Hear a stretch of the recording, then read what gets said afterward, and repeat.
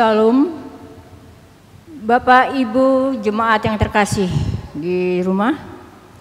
Sebentar lagi kita akan beribadah pada ibadah keluarga pada hari ini, pada malam hari ini.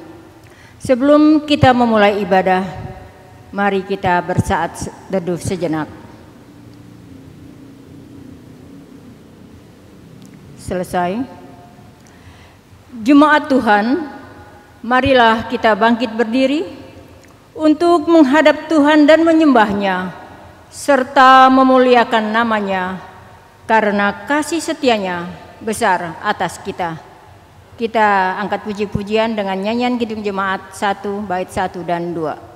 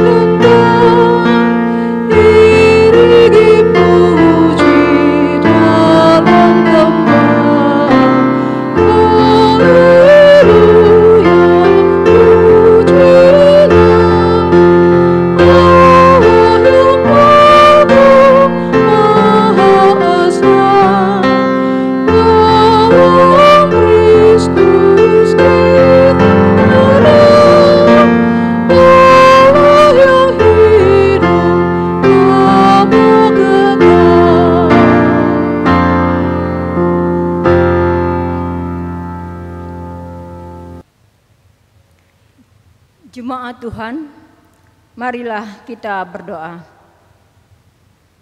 Allah Bapa kami, Sang Sumber nafas kehidupan seluruh umat manusia, yang kami sembah dan puji di sepanjang kehidupan kami. Terima kasih Tuhan untuk kasih setia serta perlindungan-Mu yang tak berkesudahan atas kehidupan keluarga kami.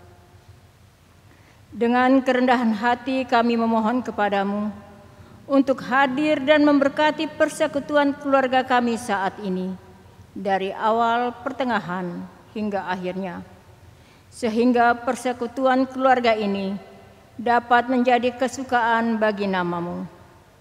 Di dalam nama Yesus Kristus, kami telah berdoa dan mengucap syukur. Amin. Silakan duduk. Kita angkat pujian kembali dari Kidung Jemaat nomor 169 bait pertama dan kedua.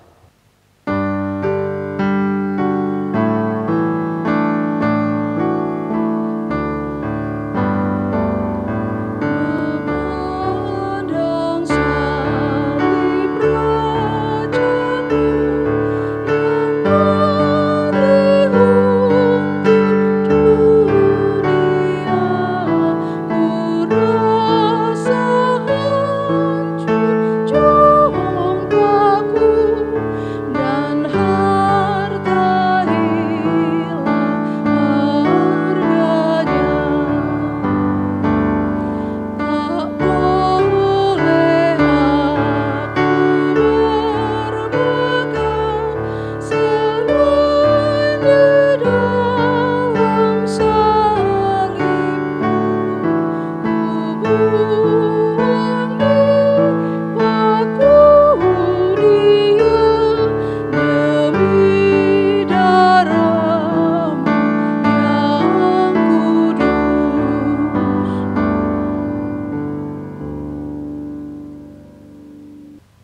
Bapak Ibu Saudara yang diberkati oleh Tuhan, mari kita satu dalam doa memohon tuntunan Roh Kudus bagi firman Tuhan yang sebentar akan kita baca dan renungkan. Kita berdoa. Engkaulah sumber segala hikmat dan pengetahuan, ya Bapa dalam Kristus Yesus. Karena itu dengan penuh kerendahan kami memohon, biarlah hikmat Tuhan Engkau anugerahkan bagi kami yang mendengar maupun yang memberitakan firman Tuhan ini, agar kami boleh memahami dan mengerti. Lalu dengan kekuatan Roh Kudus kami dimampukan untuk mengerjakan firman-Mu. Terpujilah nama-Mu, berfirmanlah, demi Yesus Kristus firman yang hidup kami berdoa. Amin. Saudara yang membawa Alkitab, silakan membuka Injil Matius pasal 26. Kita akan membaca ayat 36 hingga ayat yang ke-46. Injil Matius pasal 26 ayat 36 hingga ayatnya yang ke-46. Karena itu mari berdiri untuk mendengarkan firman Tuhan yang berbunyi demikian. Maka sampailah Yesus bersama-sama murid-muridnya ke suatu tempat yang bernama Getsemani. Lalu ia berkata kepada murid-muridnya, "Duduklah di sini, sementara aku pergi ke sana untuk berdoa." Dan ia membawa Petrus dan kedua anak Zebedeus sertanya. Maka mulailah ia merasa sedih dan gemetar.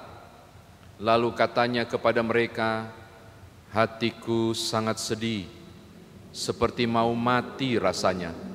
Tinggallah di sini dan berjaga-jagalah dengan aku." Maka ia maju sedikit, lalu sujud dan berdoa katanya, "Ya Bapa, ya Bapakku, jikalau sekiranya mungkin, biarlah cawan ini lalu daripadaku. Tetapi janganlah seperti yang ku kehendaki, melainkan seperti yang Engkau kehendaki." Setelah itu, ia kembali kepada murid-muridnya itu dan mendapati mereka sedang tidur.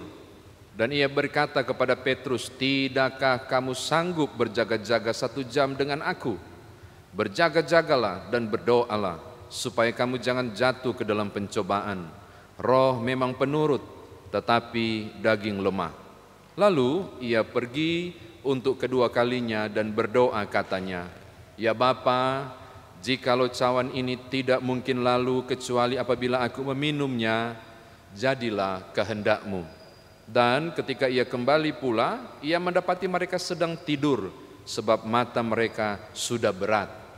Ia membiarkan mereka di situ lalu pergi dan berdoa untuk ketiga kalinya dan mengucapkan doa itu juga. Sesudah itu ia datang kepada murid-muridnya dan berkata kepada mereka, "Tidurlah sekarang dan istirahatlah. Lihat, saatnya sudah tiba bahwa Anak Manusia diserahkan ke tangan orang-orang berdosa. Bangunlah, marilah kita pergi, Dia yang menyerahkan aku sudah dekat." Demikian firman Tuhan. Terpujilah Kristus. Hosiana.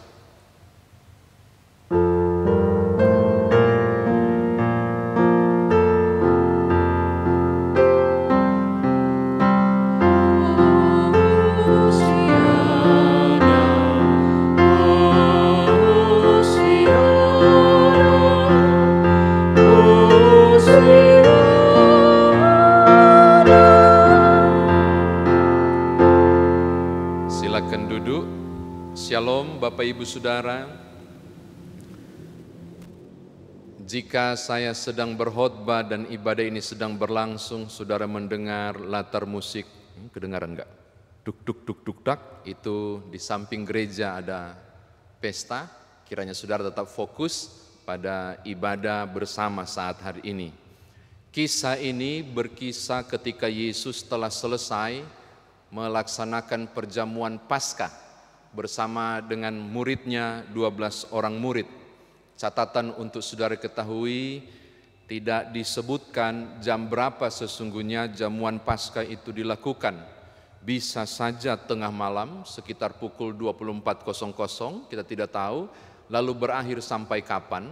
Namun jika saudara membaca kisah bahwa Yesus ditangkap dan sesudah itu Petrus menyangkal Yesus sebelum ayam berkokok, Dan kalau umumnya ayam berkokok itu di sekitar pukul 3.30 atau pukul 4.00, maka dugaan cukup kuat Yesus ditangkap sebelum pukul 4 dini hari. Jadi kemungkinan besar kalau kita mengira-ngira bahwa peristiwa doa Getsemani ini terjadi di sekitar pukul 3 dini hari. Kata Getsemani ini dalam bahasa aslinya itu Getsemane, yang berarti alat pemerasan yang berhubungan dengan minyak. Mengapa dikasih nama alat pemerasan taman ini? Sebab taman ini berada di kaki Bukit Zaitun. Dan ketika bicara soal zaitun, saya kira saudara sudah tahu bahwa salah satu fungsi dari pohon zaitun dan buah zaitun itu diolah menjadi minyak zaitun. Maka tidak heran kalau Getsemane atau Getsemani kita sebut itu diterjemahkan punya arti yang sangat berdekatan dengan Bukit Zaitun itu, yaitu alat untuk menghasilkan minyak, alat pemerasan yang berhubungan dengan minyak.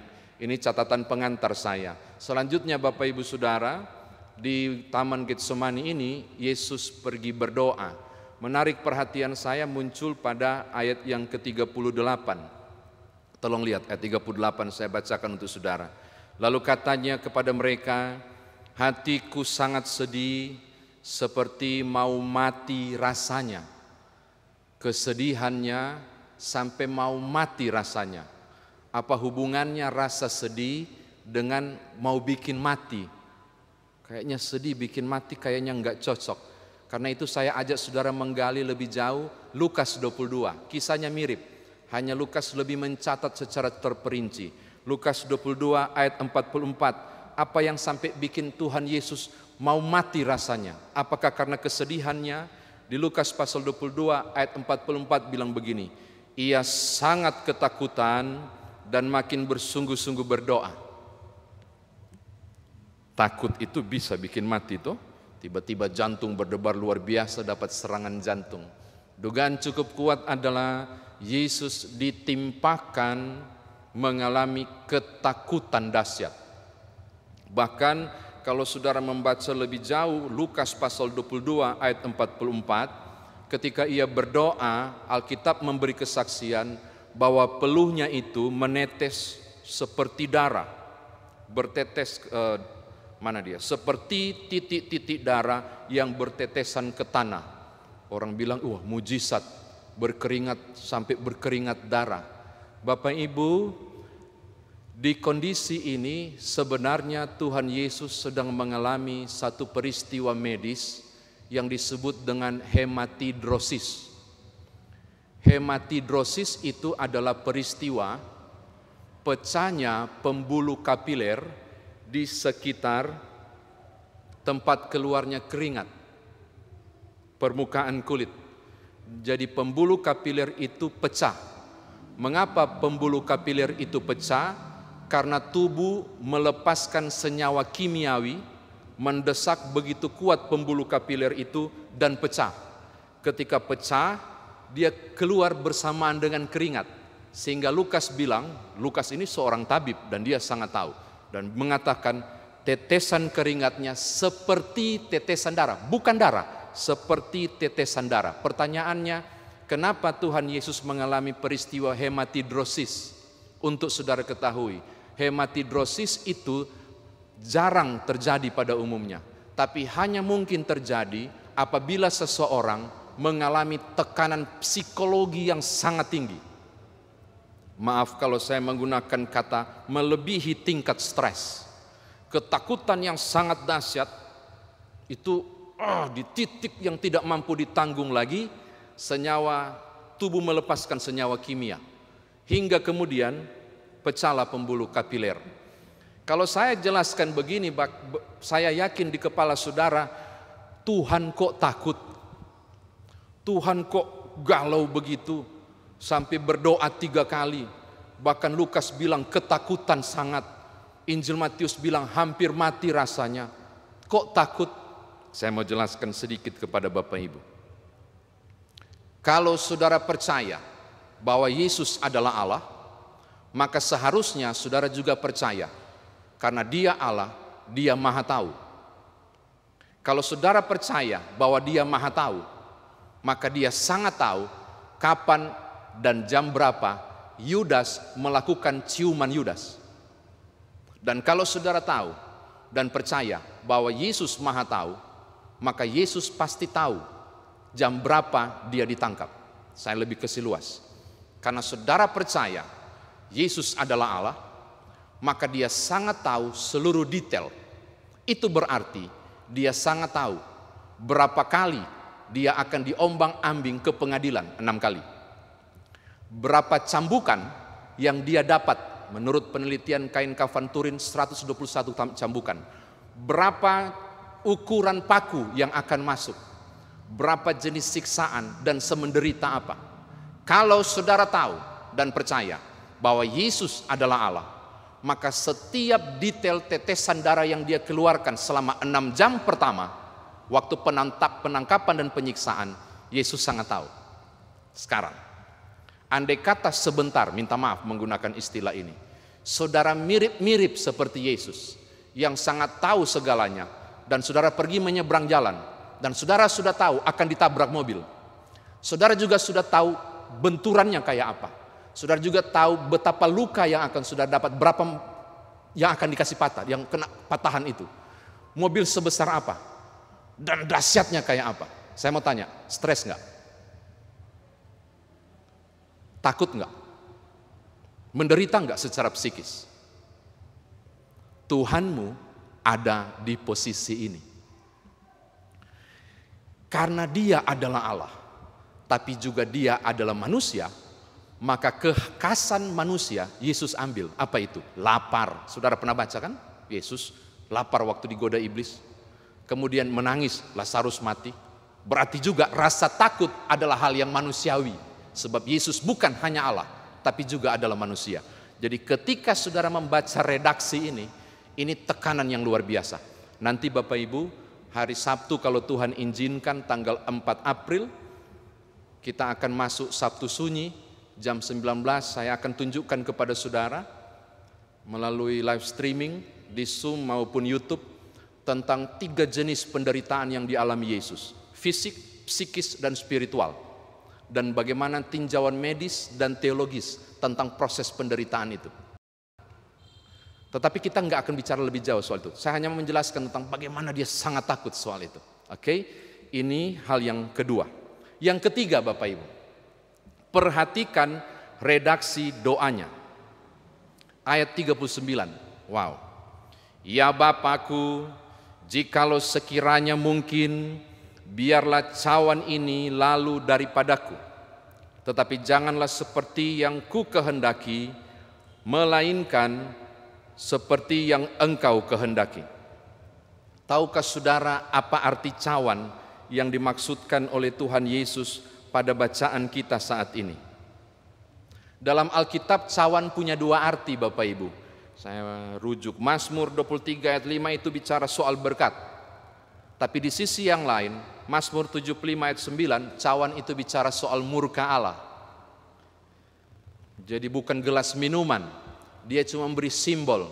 Cawan itu murka Allah yang akan ditimpakan kepada manusia yang berdosa. Lalu doa yang kedua, kalau cawan ini lalu, hanya mungkin lalu lewat aku minum, yaitu kalau murkamu harus ditumpahkan kepadaku, jadilah kehendakmu. Catatan kedua, bukan Yesus yang harus minum cawan itu. Bukan Yesus yang harus menerima cawan murka Allah. Tapi engkau dan aku yang harusnya menerima ketakutan Getsemani itu. Maka tidak heran dalam kegalauan yang luar biasa, kalau boleh lalu, tapi kalau memang harus kuminum, jadilah kehendakmu. Ini bukan doa yang menunjukkan egonya, tapi ini doa penyerahan diri untuk berkata, kalau aku harus mengambilnya demi umat manusia, penderitaan itu harus aku terima, murkamu harus ditimpakan untukku, maka jadilah kehendakmu. 3 kali jenis doa itu dilakukan. Ini catatan saya yang ketiga. Yang keempat dan yang terakhir, Bapak Ibu, saya tertarik ketika para murid tidur, 3 orang murid ini tidur, ayat 41 itu luar biasa. Dia bilang begini, Berjaga-jagalah dan berdoalah supaya kamu jangan jatuh dalam pencobaan. Roh memang penurut, tetapi daging lemah. Berapa banyak orang yang suka ayat ini, tapi sukanya cuma bagian akhir. Maklumlah kalau saya bikin dosa, kan roh memang penurut, tetapi daging lemah. Dia cuma baca bagian akhir. Bagian atas justru luar biasa pengajarannya. Berjaga-jagalah dan berdoalah. Mengapa Yesus perlu berdoa di Getsemani? Karena pencobaan ini begitu besar. Terima cawan ini atau tolak cawan ini. Nanggung cawan ini atau lepaskan cawan ini. Dia memohon kekuatan dari Allah. Hal ketiga, saya mau tutup kepada saudara, mau katakan begini. Kepada Petrus dan teman-temannya, Yesus masih memberi kesempatan pengajaran. Di tengah rongrongan yang luar biasa, tindihan yang kau alami, pencobaan yang begitu berat, gampang sekali engkau tergoda, gampang sekali engkau jatuh karena roh memang penurut tapi daging lemah. Kata kunci yang utama engkau menghadapinya Petrus, berjagalah dan berdoalah. Saya kira demikian firman Tuhan ditafsirkan bagi kita.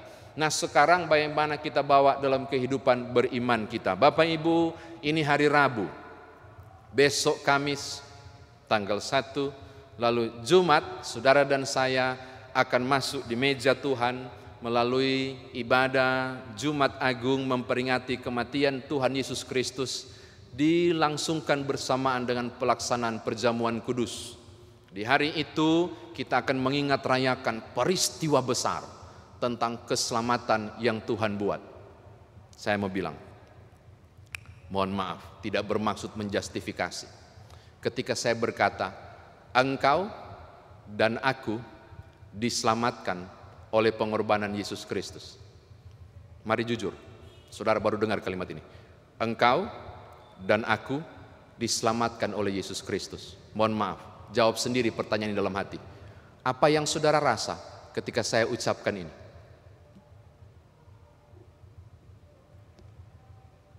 Sekali lagi saya tidak bermaksud menjustifikasi.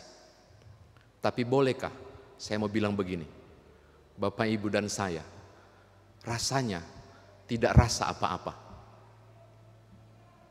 Seakan keselamatan itu memang layak untuk saya.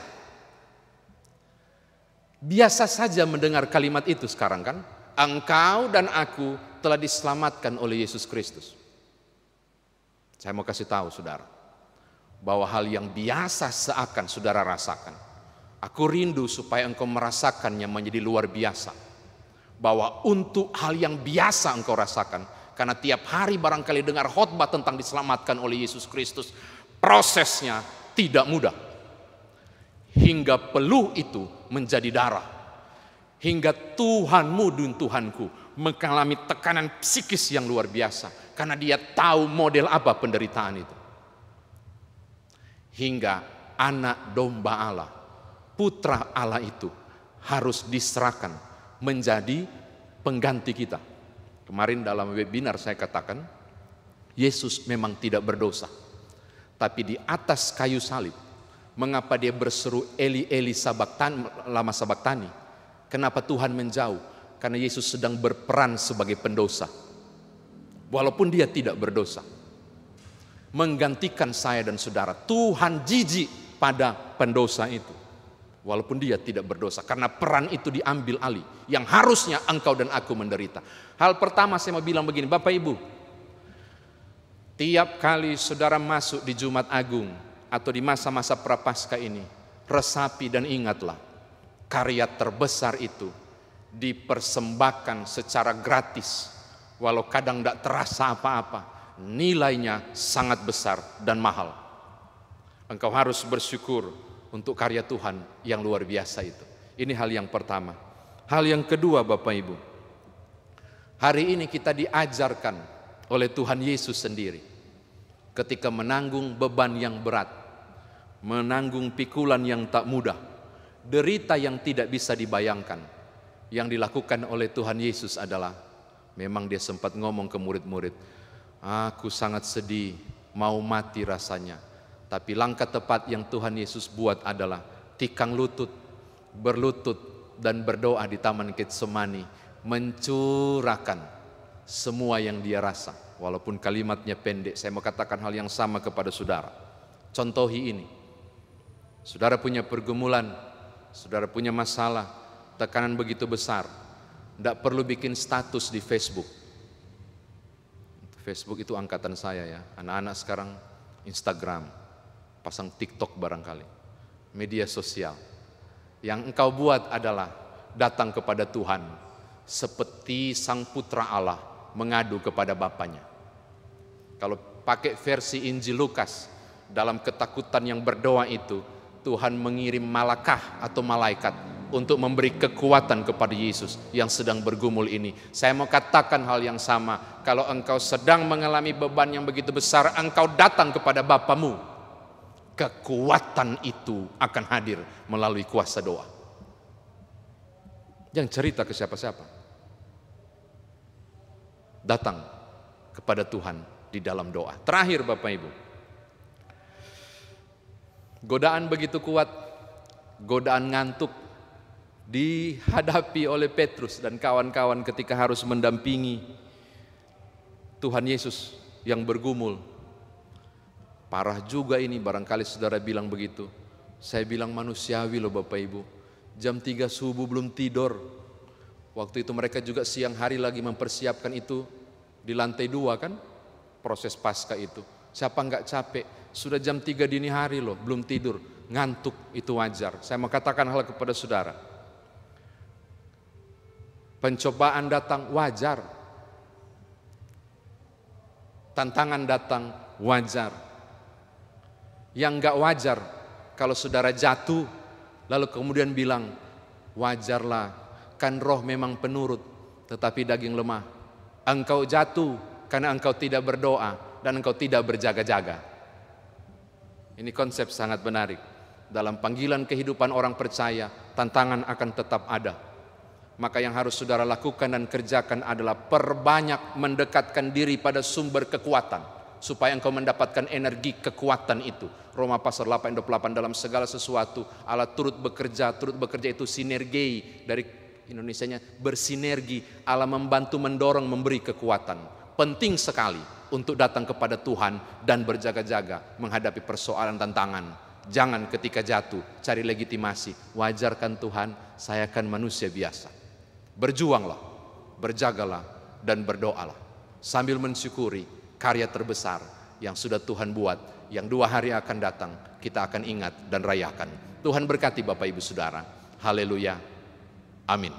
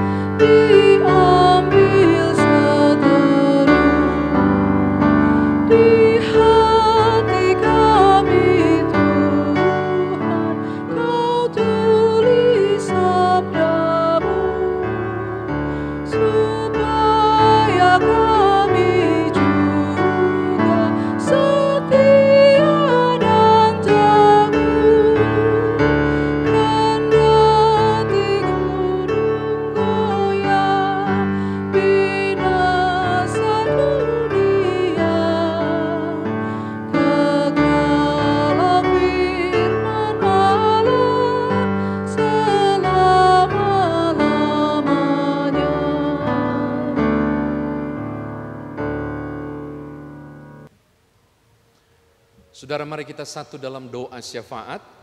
Kita berdoa. Kami memuliakan Engkau, ya Bapa dalam Kristus Yesus, Tuhan Halik semesta. Hidup kami yang diberkati hingga hari ini karena pertolongan Tuhan, kami mengagungkan Engkau. Syukur untuk penyertaan Tuhan dalam kehidupan kami. termasuk syukur untuk kebersamaan persekutuan ibadah keluarga yang kami alami bersama melalui kebersamaan lewat kanal YouTube ini. Firman-Mu telah kami dengar, mengingatkan kami tentang kekuatan yang kami peroleh melalui doa, tapi juga mengingatkan kami tentang tidak mudahnya proses ini hingga keselamatan gratis dan cuma-cuma kami terima. Ajar kami untuk melihat apa yang kami dapat dan kami rasakan ini sebagai bagian dari karya Allah yang tak ternilai harganya. Begitu tinggi kami terima sebagai kasih karunia.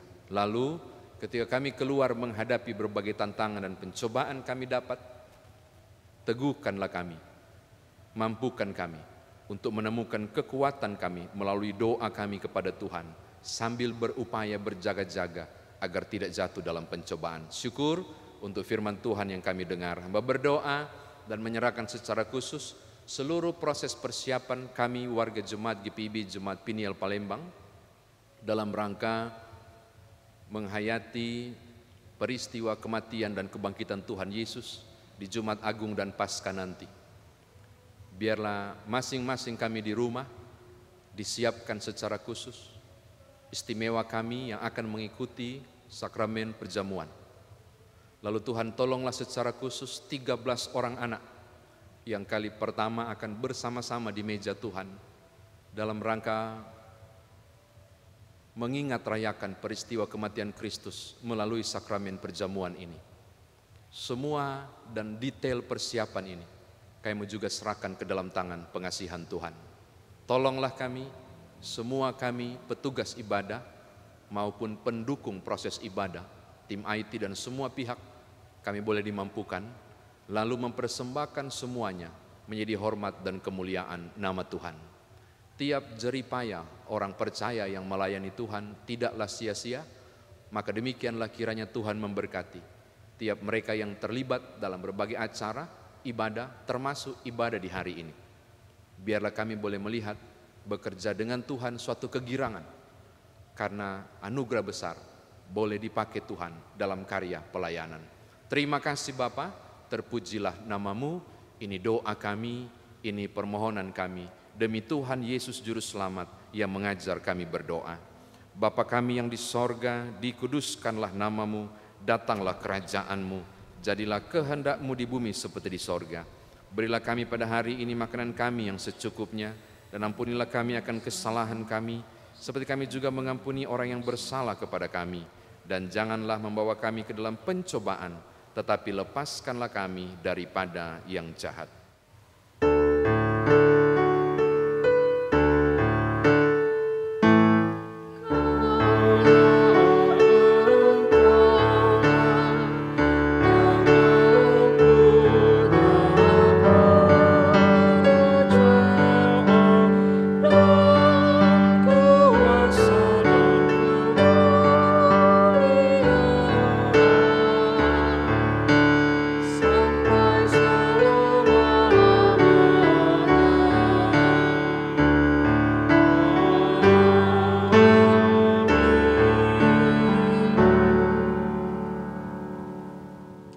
Marilah kita memberi persembahan kepada Tuhan dengan hati, mulut, dan tangan kita, sebagaimana yang tertulis dalam Mazmur 54 ayat 8, firman Tuhan berkata, "Dengan rela hati aku akan mempersembahkan korban kepadamu, bersyukur sebab nama-Mu baik ya Tuhan."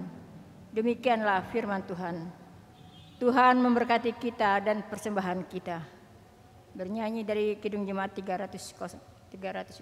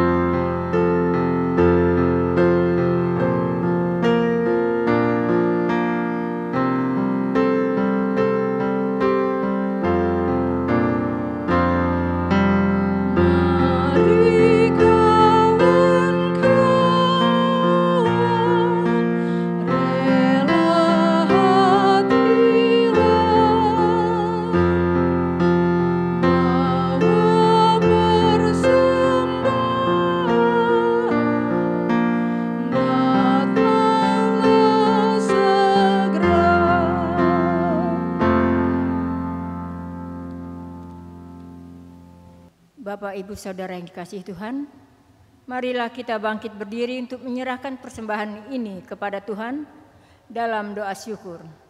Mari kita berdoa. Kami bersyukur kepadamu ya Tuhan, untuk limpah kasih dan pemeliharaanmu sampai saat ini. Berkati dan kuduskan persembahan yang kami bawakan ini, menjadi berkat dalam karya kasih dan kesaksian bagi sesama, bahkan untuk memuliakan namamu di dunia. Dalam namamu Yesus Kristus, Sang Sumber Berkat, kami telah berdoa. Amin. Saudara umat Tuhan, mari kembali dalam kehidupan sehari-hari mengerjakan firman Tuhan yang sudah kita dengar.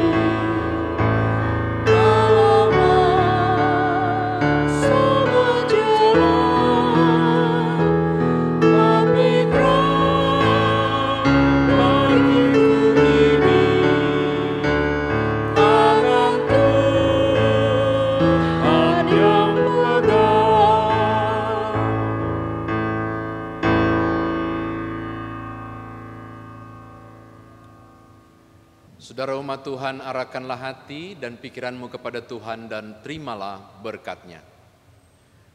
Kasih karunia Tuhan Yesus Kristus, pengasihan Allah Bapa dan persekutuan dengan Roh Kudus menyertai kamu sekalian.